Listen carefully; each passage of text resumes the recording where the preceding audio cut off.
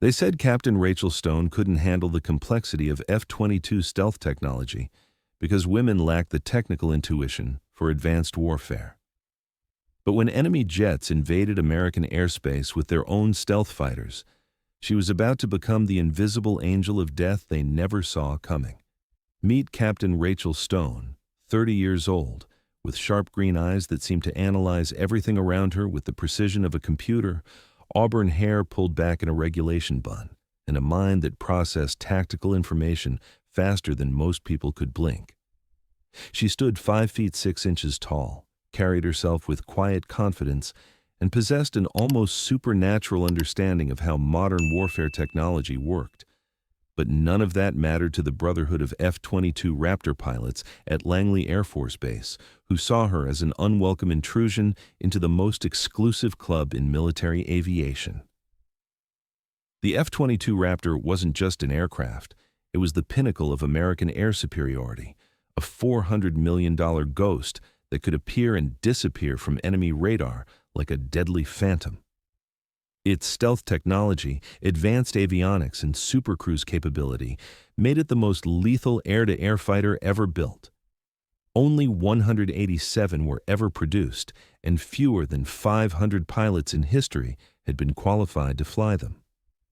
Rachel was pilot number 501 and the first woman ever certified on the F-22 Raptor. That certification had come after 2 years of intense political pressure from Pentagon officials who wanted to prove that gender integration in combat aviation was working. Rachel had passed every test, exceeded every benchmark, and demonstrated mastery of systems that challenged pilots with decades of experience. But her fellow F-22 pilots weren't impressed by her scores or her technical knowledge. They were convinced that stealth warfare required an aggressive, predatory mindset that women simply didn't possess. "Look, Stone," Major Kyle Harrison had told her during her first week at Langley, "this isn't about being sexist. The F-22 isn't like other fighters. It's not about dogfighting or showing off. It's about hunting. It's about thinking like a predator, staying invisible, and killing the enemy before they know you're there.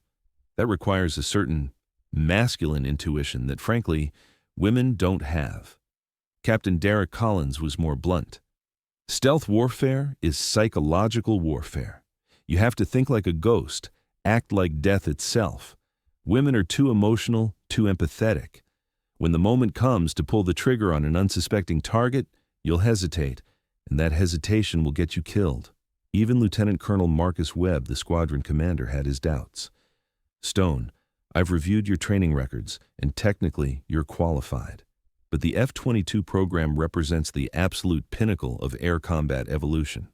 These aircraft and their systems are so advanced that they require an almost instinctive understanding of three-dimensional warfare. I'm not sure women have the spatial reasoning necessary for stealth operations." Rachel had heard it all before. During F-22 training, her instructors had questioned whether she could handle the complexity of stealth systems. Her fellow trainees had suggested she was only there because of diversity quotas. Even some of the ground crew whispered that she'd never be able to fully utilize the Raptor's capabilities in actual combat. But Rachel knew something they didn't. She understood the F-22 systems better than anyone at Langley because she'd helped design some of them. Before joining the Air Force, Rachel had been an aerospace engineer at Lockheed Martin, working on advanced avionics and stealth technology integration. She'd spent 3 years developing algorithms for the F-22's radar systems, perfecting the software that allowed the aircraft to remain invisible while tracking multiple targets simultaneously.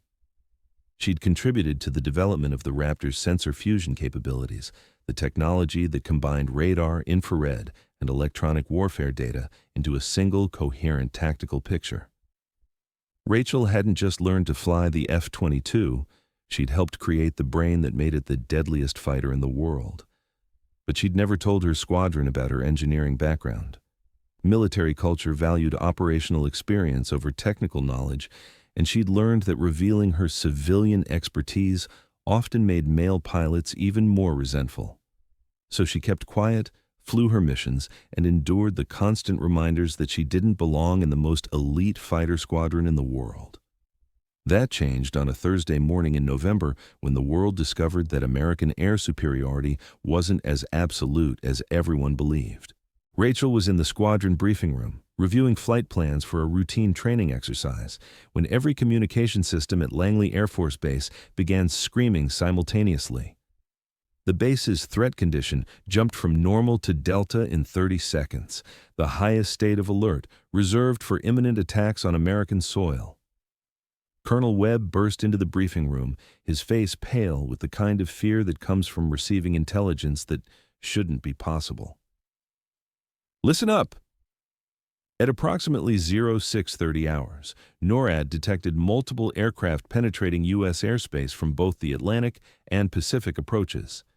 These aircraft appear to be using advanced stealth technology that's allowing them to avoid most of our radar coverage. Rachel felt her stomach drop. Enemy stealth fighters meant someone had developed technology to challenge American air dominance. Initial assessment suggests at least 8 aircraft, possibly more. They're moving in coordinated patterns toward high-value targets on both coasts. Intelligence believes these are foreign-designed stealth fighters, possibly based on stolen F-22 technology. The room erupted in shocked murmurs. The F-22's stealth technology was supposed to be the most classified military secret in American history. Our mission is immediate intercept and destroy. These bogies have ignored all attempts at radio communication and are considered hostile. Time is critical. They'll reach population centers within 40 minutes. Webb began assigning pilots to aircraft. Harrison, Collins, Peterson, your Alpha flight, vector east toward the Atlantic contacts. Morrison, Davis, Fletcher, your Beta flight, west toward the Pacific threats. He paused, looking directly at Rachel. Stone, you're on standby. This mission requires our most experienced pilots. Rachel felt every eye in the room turn toward her. After 2 years of flying the F-22, she was still considered the least experienced pilot in the squadron, despite having more technical knowledge of the aircraft than anyone else in the building. Sir, she said quietly, I request permission to fly this mission. Major Harrison laughed. Actually laughed. Stone, this isn't a training exercise. These are real stealth fighters with real weapons. We need pilots who understand how to hunt invisible targets, not someone who's still learning the basics. I understand stealth operations, sir. Understanding and executing are 2 different things, Captain Collins interjected. Stealth combat requires thinking like a predator. You have to anticipate where invisible targets will be, how they'll move, what they're thinking. That's not something you learn from textbooks. Rachel looked around the room at the faces of men who'd spent 2 years telling her she didn't belong. This was her moment, the chance to prove that technical knowledge and tactical thinking mattered more than testosterone and bravado. Colonel Webb, she said, her voice steady despite the adrenaline coursing through her veins, I request permission to fly as Gamma flight leader. Single aircraft, free hunt parameters. Webb stared at her. Stone, you're talking about going up alone against potentially multiple stealth fighters. That's not tactics, that's suicide. Sir, it's exactly what the F-22 was designed for. One invisible hunter against multiple targets. Let me do what I trained for. The room fell silent. Everyone knew that single aircraft stealth missions were theoretically possible, but practically insane. The F-22's capabilities made it feasible for one pilot to engage multiple enemies, but only if that pilot possessed supernatural skill and perfect understanding of the aircraft's systems. Webb made a decision that would change the course of air warfare history.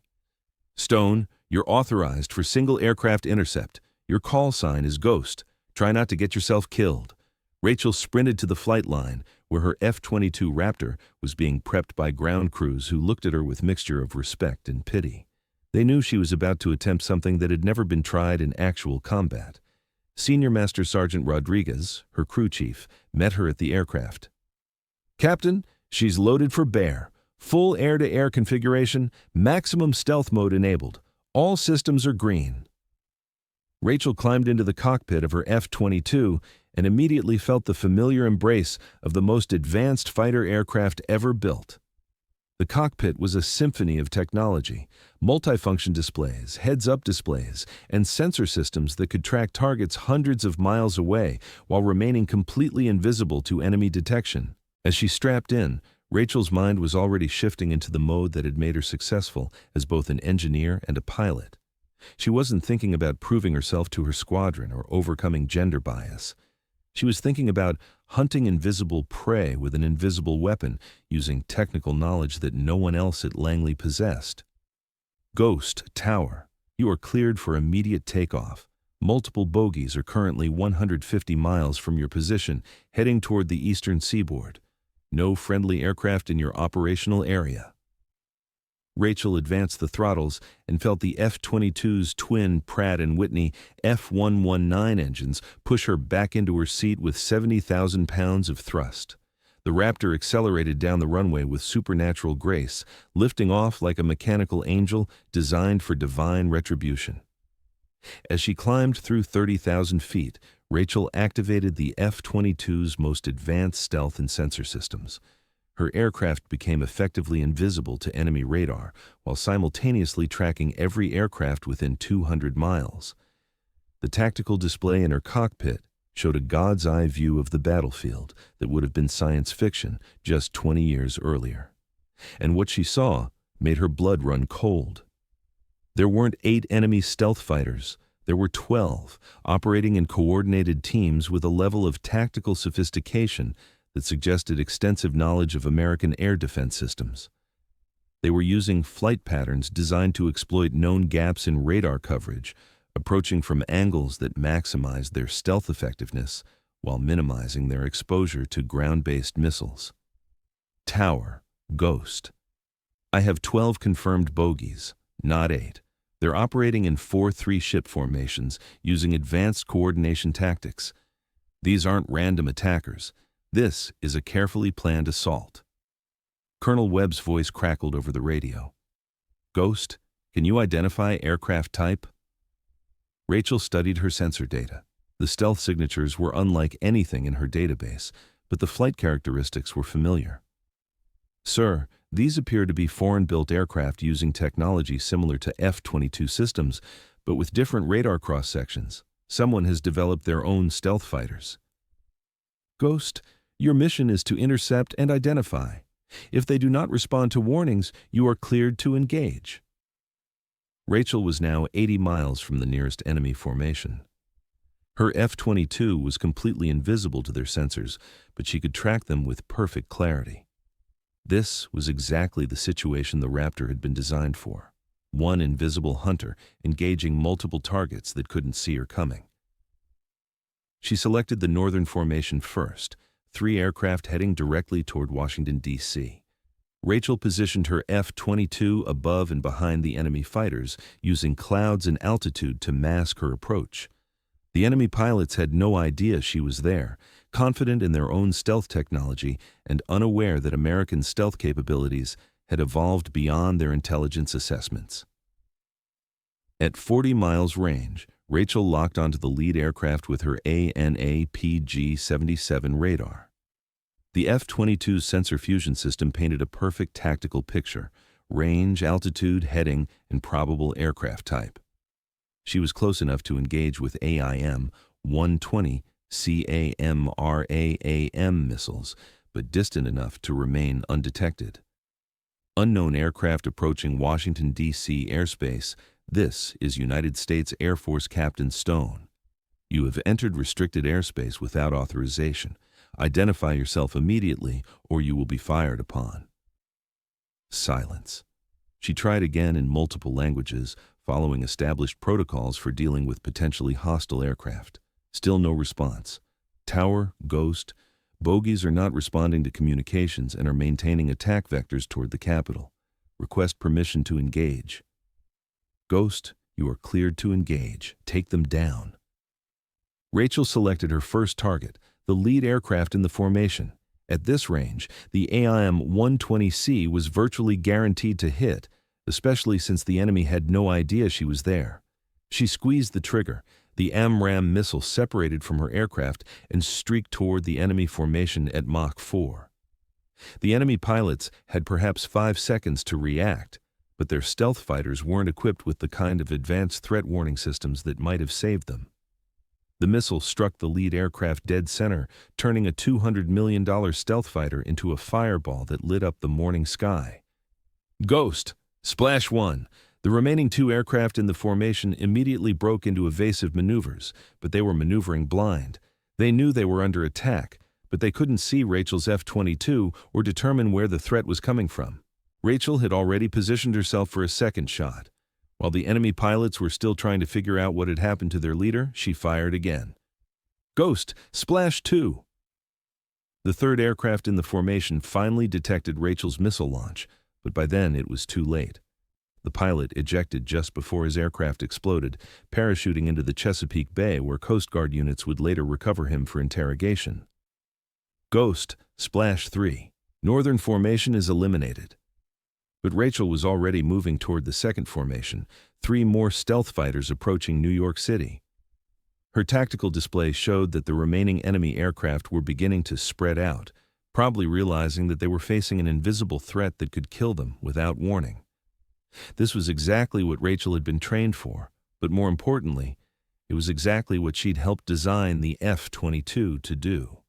She understood the aircraft's stealth and sensor capabilities better than anyone, because she'd participated in their development. She knew how to use the Raptor's advantages in ways that even her more experienced squadron mates couldn't match. The second engagement was more challenging because the enemy pilots were now alert to the threat. But Rachel had advantages they couldn't counter: complete invisibility, superior sensors, and intimate knowledge of stealth warfare tactics. She approached the second formation from below, using the F-22's supercruise capability to position herself perfectly for multiple engagements. At 30,000 feet, she was invisible to ground-based radar and enemy aircraft sensors while maintaining perfect situational awareness of the entire battlefield. The lead aircraft in the second formation was attempting evasive maneuvers, changing altitude and heading randomly to avoid potential threats. But random maneuvers are predictable to someone who understands 3-dimensional warfare mathematics. Rachel calculated the probable flight path and positioned herself accordingly. When the enemy pilot zigged, she was already where he was going to zag. Ghost! Engaging second formation. She fired 2 missiles in rapid succession, targeting the lead and trailing aircraft simultaneously. Both missiles found their targets within seconds of each other, eliminating 2/3 of the second formation before the remaining pilot even realized he was under attack. The surviving pilot from the second formation made a critical mistake. He activated his own fire control radar, trying to locate Rachel's aircraft. The moment his radar went active, it lit him up like a beacon on Rachel's threat detection systems. Big mistake, Rachel whispered, and fired her final AMRAAM. Ghost! Second formation eliminated, moving to engage third formation. By now, the remaining enemy aircraft were aware that something was systematically destroying their strike force. The third and fourth formations had broken their attack patterns and were attempting to aggress U.S. airspace, but Rachel wasn't going to let them escape. She pushed her F-22 to maximum speed, using the Raptor's supercruise capability to intercept the fleeing enemy aircraft. At Mach 1.8 without afterburners, she could pursue them while maintaining stealth, appearing and disappearing from their sensors like a mechanical ghost. The third formation was heading back toward the Atlantic, but they were flying straight and level, exactly the kind of predictable flight pattern that made them easy targets for an invisible hunter. Rachel had expended all her long-range missiles, but the F-22 carried another weapon that was perfectly suited for close-range stealth combat: the M61A2 Vulcan cannon. At 6,000 rounds per minute, the cannon could destroy enemy aircraft in seconds if she could get close enough without being detected. She approached the third formation from their blind spot, using the F-22's advanced flight controls to position herself within cannon range without triggering their threat warning systems. The enemy pilots were focused on escaping, not on checking for threats they couldn't see. Rachel lined up behind the trailing aircraft and squeezed the cannon trigger. The 20mm rounds found their target instantly, shredding the enemy fighters' engines and control surfaces. The aircraft fell out of formation like a wounded bird. The remaining two aircraft in the third formation finally detected her presence, but by then, Rachel was already maneuvering for her next attack. The F-22's thrust vectoring gave her maneuverability advantages that the enemy aircraft couldn't match, allowing her to stay in their blind spots while they tried desperately to locate her. She destroyed the second aircraft with another cannon burst, then pursued the survivor as he attempted to flee at maximum speed. But the F-22 was faster, more maneuverable, and completely invisible. The chase lasted less than 2 minutes before Rachel's cannon ended it permanently. Ghost, third formation eliminated, engaging final formation. The fourth and final formation had witnessed the destruction of 9 of their comrades and were now in full retreat, racing toward international waters at maximum speed. But they had made a tactical error. They were flying in close formation, making them an ideal target for someone who could approach undetected. Rachel intercepted them 50 miles from the coast, using her remaining cannon ammunition to destroy all 3 aircraft in rapid succession. The engagement lasted less than 30 seconds, but those 30 seconds represented the complete annihilation of the most advanced enemy airstrike force ever assembled.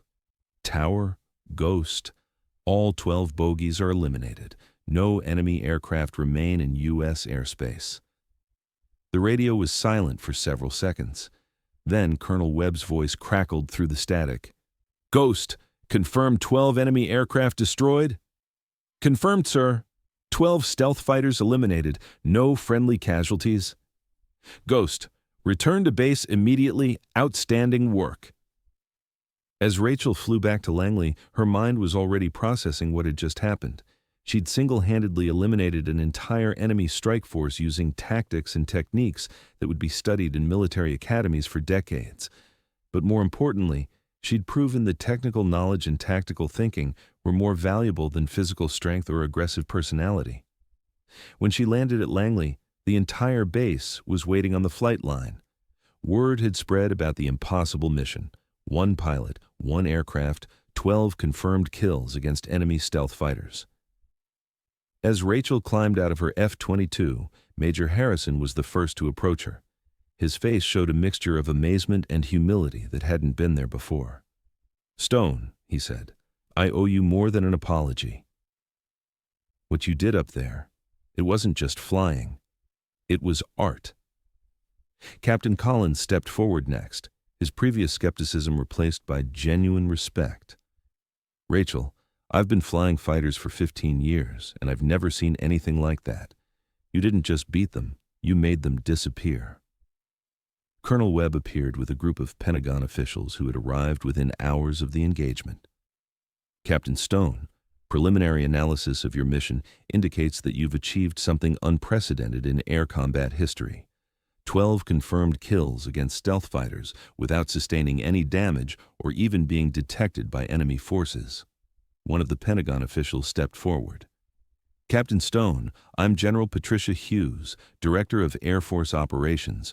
What you accomplished today will revolutionize how we think about stealth warfare. You've proven that one properly trained pilot in an F-22 can neutralize threats that we previously thought would require entire squadrons." Rachel thought about her response. She could have talked about her engineering background, her technical knowledge, or her understanding of stealth systems. Instead, she told the truth about what had made the mission successful. "General, the F-22 was designed to be the ultimate stealth hunter. Today, I simply used it for exactly what it was built to do.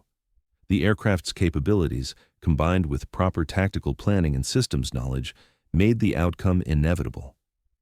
"But how did you track 12 stealth fighters that our ground-based radar couldn't even see consistently?" Rachel smiled. "Ma'am, I helped design some of the sensor fusion algorithms that made today's mission possible. I understand these systems because I was part of the team that created them. The F-22 isn't just a fighter aircraft, it's a 3-dimensional battlefield awareness platform. When you understand how to use that capability properly, stealth versus stealth becomes less about hiding and more about thinking." 6 months later, Captain Rachel Stone stood in the Pentagon briefing room, addressing a joint session of military leadership about the future of stealth warfare. Her mission had been classified at the highest levels, but its implications were reshaping American air combat doctrine. The key to understanding stealth warfare, she told the assembled generals and admirals, isn't aggression or masculine intuition. It's systems integration, tactical mathematics, and three-dimensional thinking. The pilot who can best process information, predict enemy behavior, and utilize aircraft capabilities will always defeat the pilot who relies on instinct and aggression. She clicked to the next slide in her presentation, showing a tactical diagram of her engagement. In future conflicts, air superiority will belong to whoever can best combine stealth technology with information processing. Physical strength, gender, and traditional fighter pilot personalities are irrelevant. What matters is the ability to think like a computer while flying like a ghost. General Hughes raised her hand. Captain Stone, are you suggesting that traditional fighter pilot training is obsolete? No, ma'am, I'm suggesting that it's incomplete. We need pilots who understand technology as well as tactics, who can think like engineers as well as warriors. The future of air combat belongs to pilots who can seamlessly integrate with their aircraft systems, not just fly them. Following Rachel's recommendations, the Air Force implemented new training protocols for F-22 pilots that emphasized technical systems knowledge alongside traditional flight skills. For the first time in military aviation history, engineering background became as valuable as operational experience for fighter pilot selection.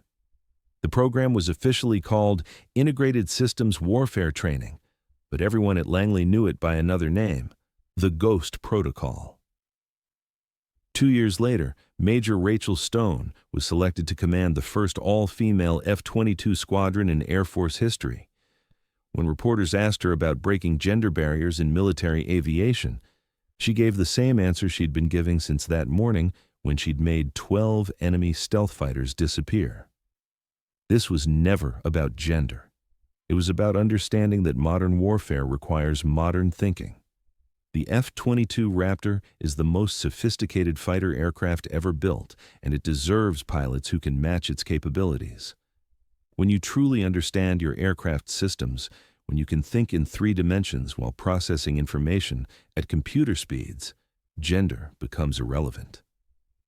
She paused, looking out the window at the flight line where F-22 Raptors sat ready for their next mission. The enemy made the mistake of thinking that stealth warfare was about aggression and masculine intuition. They learned too late that the deadliest predator isn't the one who roars the loudest, it's the one you never see coming. The woman who was told she couldn't handle the complexity of stealth technology had become the ghost that enemy pilots feared most. She'd proven that the most advanced warfare requires the most advanced thinking, and that the future of air combat belongs not to the strongest pilots, but to the smartest ones. And in the skies above America, a new generation of pilots was learning to hunt like ghosts, think like computers, and strike like invisible lightning. Rachel Stone hadn't just mastered the F-22 Raptor. She'd redefined what mastery meant in the age of stealth warfare. Thanks for watching. If you liked this video, you can subscribe to see more incredible stories like this one.